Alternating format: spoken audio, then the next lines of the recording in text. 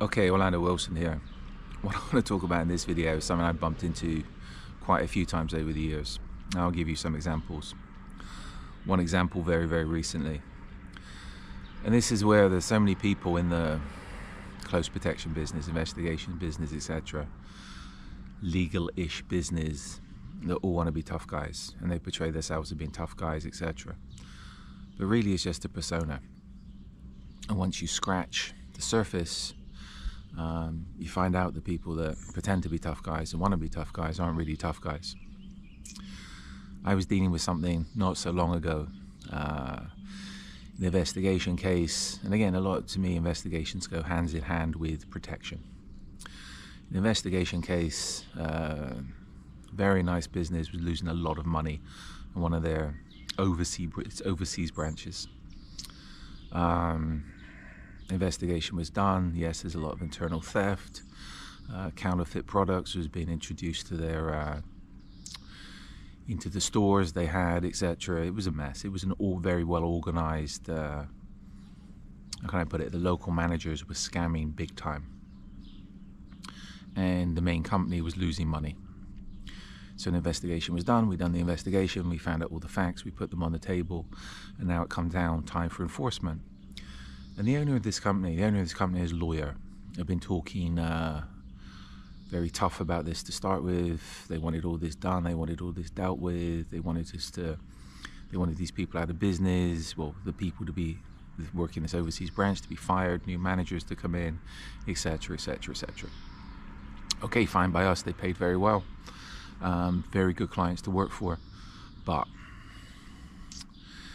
come down to a couple of days before we were going to travel with them, the manager, the owner of the business, and his lawyers, main lawyer and their assistants were going to turn up in this location and fire everybody, bring in new management, deal with the police and the enforcement phase of the investigation. You know what? A few days before we traveled, everybody lost their balls. And the country where this is not dangerous. It's not what I'd say a mafia haven. It's not really a hostile environment, but somebody put it into their mind, and I'm not sure where this come from, that oh my god, these people are mafia, these people are organized crime, these people could kill this, these people could do this, these people could do that. The people that were scamming them, the managers in their company. And you know what, there's always that possibility, but nothing showed up on our threat assessments. The police in that country would have been cooperative, etc. But for some reason, this business owner that was pretty hardcore, pretty strict with his staff, portrayed as being a tough guy, etc., etc., a man's man, lost his balls completely. And that went on to where they just abandoned that business in that location, and they sold it off, they got rid of it, where they could have made a lot of money. But they were too afraid to deal with the risk. They paid us, everything went good, etc. But this is something, and I'll tell you a couple more stories in a second, where a lot of people that portray themselves as being tough guys, when it comes down to actually having to do things where there could be confrontations, etc., just lose their balls completely. This is where I've said in other videos, I don't trust people unless I've worked with people, unless I know people. Now, the close protection investigations business is not about confrontations. Many times you're going to have to deal with unpleasant situations, uncomfortable situations. But we do everything possible to avoid confrontation. Why? Only outcomes from a confrontation is somebody goes to jail, somebody goes to hospital. That's it. We don't want it. We don't want either. We want to get paid. So this is where the threat assessments come in, and actually sitting down and planning and preparing things. So if there is any potential of a confrontation, it's the risk of hostilities is kept to an absolute minimum and completely avoided. That's the close protection business. That's the investigation business. Confrontations are not good for business and not good for making money. But this is where, and I said it in other places, generally people call you in my world anyway, when they have a problem. And a lot of what I do is deal with other people's problems. And we do that as nicely as possible and as diplomatically as possible, because these days, if you want to play the tough guy, play the gangster, you'll just end up in jail. So everything has to be done legally, and this is part of the skill of the job of how can you solve problems legally and non-confrontationally. Back down to the topic of this video. Over the years, I've had business problems over the years. I'll tell you one story in a second with another guy that comes to mind. And I'll give you a story from when I was in the military. I remember when I was in the military years ago, one platoon sergeant I had wasn't a platoon sergeant, he was a sergeant in the platoon I was with.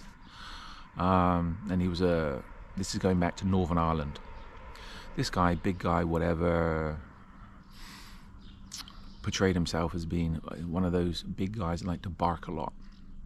And this was back in Northern Ireland when I was in 1st Battalion Worcestershire Sherwood Foresters, 4 Platoon B Company, and we was in Omagh in Northern Ireland. You know, this guy turned up, he just turned up from depot or something. We'd been there a while. He was an instructor at depot.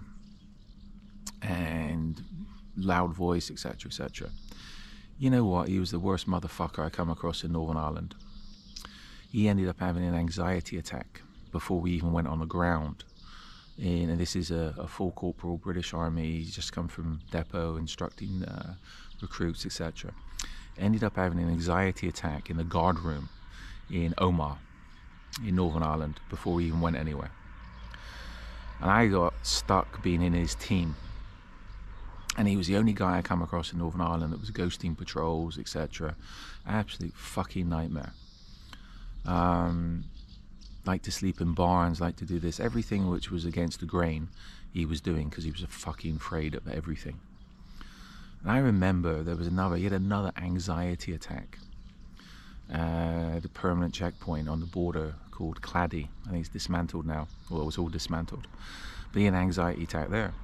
You know what, this motherfucker went on to be provost sergeant which is police sergeant, battalion police sergeant in Cyprus. And you know what, he was a nonce. He was a fucking waste of time. And there's no way I would trust him anywhere. But he done his career in the military. And this is what people forget, and this is where I'm jaded towards military guys. I'm not jaded, I take a realistic look at things. I'm sure his resume was sparkling, but in reality he was a fucking bitch. And this is where just because somebody's a big guy that likes to, with a big voice, and they might have been in the military and done really cool things on their resume, doesn't mean they're good for anything. As I said, people need to be tested, and once they're tested, you can understand if they're any good or not. Another story, we had a job years ago, surveillance job in Tulum in Mexico, very trendy, very fashionable. We needed somebody to go there and watch somebody. Too trendy, too fashionable for most of my guys, and I'm too old. So sent along some guy, ex-US Marine, served in Iraq, etc., etc. Flew up to Miami, saw me, I gave him a retainer, off he went to Tulum to go and do this surveillance job. 2-week job, very well paid, etc. You know what, he fucked that up completely. Too afraid to go to the nightclubs, didn't go to the nightclubs, didn't do this, wouldn't go there, wouldn't do that, wouldn't follow the target. And we take it, and it's a European target, not Mexican. He lost his balls completely. Even though when I met him, yes, all's good, everything's cool, easy job. It would have been an easy job. I could have got some club person from Miami and sent them on an all expenses paid trip to Tulum, and they would have done a better job. But this guy lost his balls completely. Lost his balls, wouldn't leave the hotel, wouldn't go out after dark, wouldn't go to here, wouldn't do this, wouldn't do that. And somebody said to me, he most probably went to Mexico, found a drug dealer and spent all his retainer on drugs, which can happen. So this is where it's like, you have to be very, very careful when you're dealing with people. And the close protection business is a business where there's a lot of tough guys that's never done anything. There's a lot of tough guys that's never been punched in the head.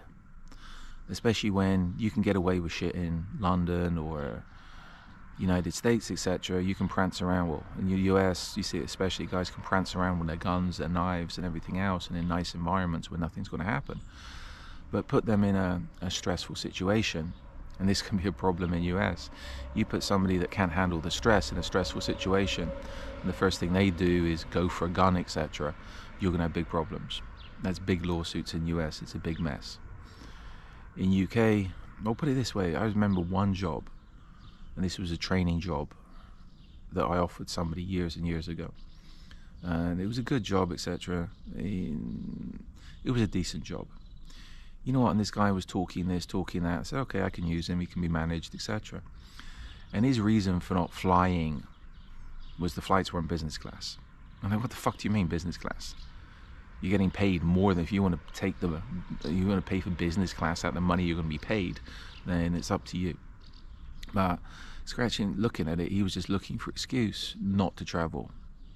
And I've had this a few times over the years, quite a few times. Other people come to mind where you offer them jobs. They ask you for work, and when you say, okay, let's go, let's do it, they lose their balls. Whether they're afraid, whether it's an ego thing, they don't want to work for somebody else, or whether it's, yes, they can talk it, but they don't have the confidence to go through with what they say they can do because they know they can do it. But this is a big thing. Fear, lack of confidence, ego, etc. So the close protection business is a very, very strange world. This is where these days I deal with a very, very small group of people. I have people sending me their resumes, their CVs. Oh, we want to work for you. We've done this, we've done that. You know what? As far as I'm concerned, you ain't done fuck all. Unless I know you, don't waste my time. And I've had people say, well, you're being arrogant, whatever. No, I'm being realistic because I've been in this business too long. I've dealt with too many problems. And problems mean I lose money. And the business is all about money. So you have to be very, very careful who you deal with. And to me, I generally avoid the people that want to be the tough guys, etc., etc. Is like, you know what, you're not really a tough guy, because if you understand the streets, nobody's a tough guy. It's about avoiding the problems, and you don't want the problems, because in the real world, problems can escalate very, very quickly. And as I said, it can cost you a lot of money, can get people thrown in jail, can get people ending up in hospital or ending up in the morgue. So this business is about avoiding problems. But when you have to deal with a potentially hostile situation, things need to be planned properly so it's not that. So the risk is minimal. Anyway, just my perspective, just my views on something which I bumped into quite often in the close protection business over the last 35 years. Anyway, in the meantime, follow me along on social media. I've got more of these videos up. I have an array of books up on Amazon. If you have any questions, reach out to me. I'm on social media. I prefer LinkedIn, but I'm also up on X, Instagram, etc., etc. So as always, be good, stay safe, and stay out of trouble.